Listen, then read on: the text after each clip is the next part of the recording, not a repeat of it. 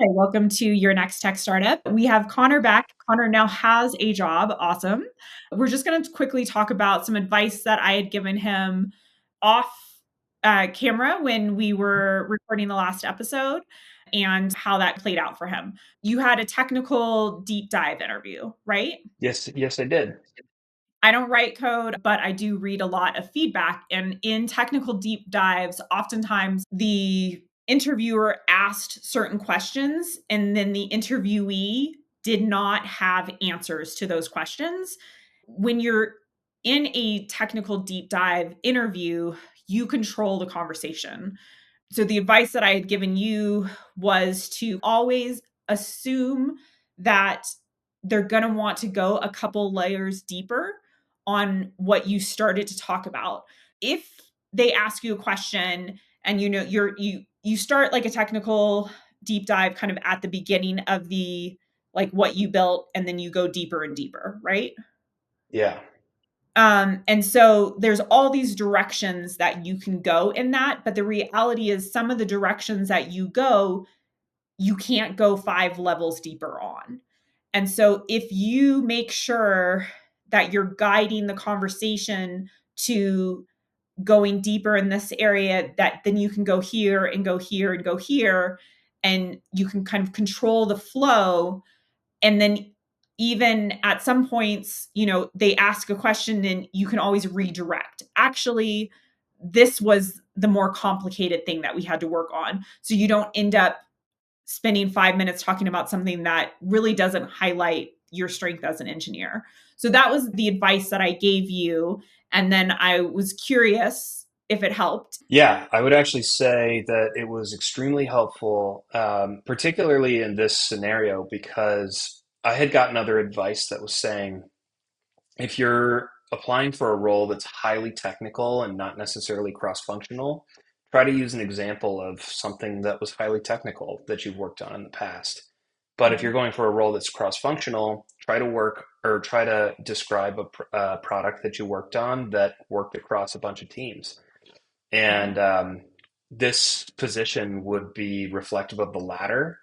And I hadn't worked on a cross-functional technical product in a little while. A lot of what I had been building in the past, like the past 3 years even, Mhm. were startups that I made a lot of the technical decisions by myself. And so I had to dig deep into my past at a project at Grove, which Okay. was about 4 years ago, 5 years ago.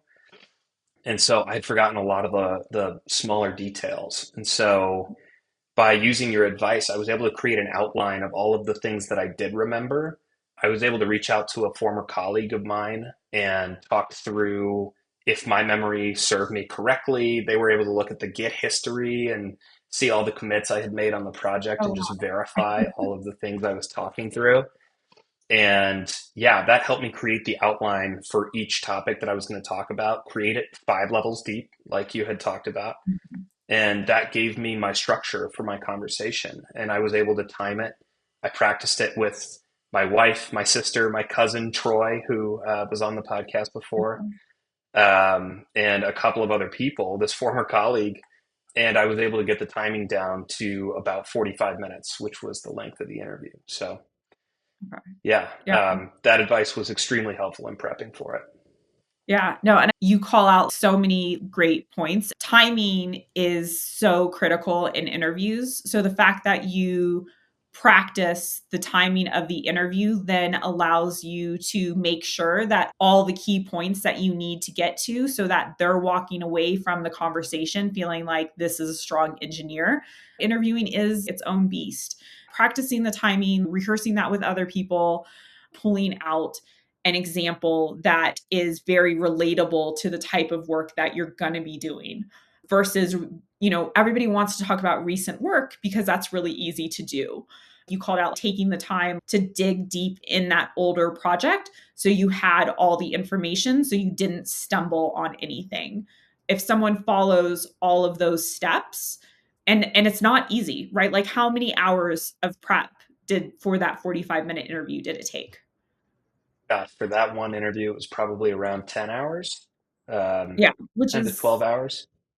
Yeah, which is insane. How many months were you interviewing for?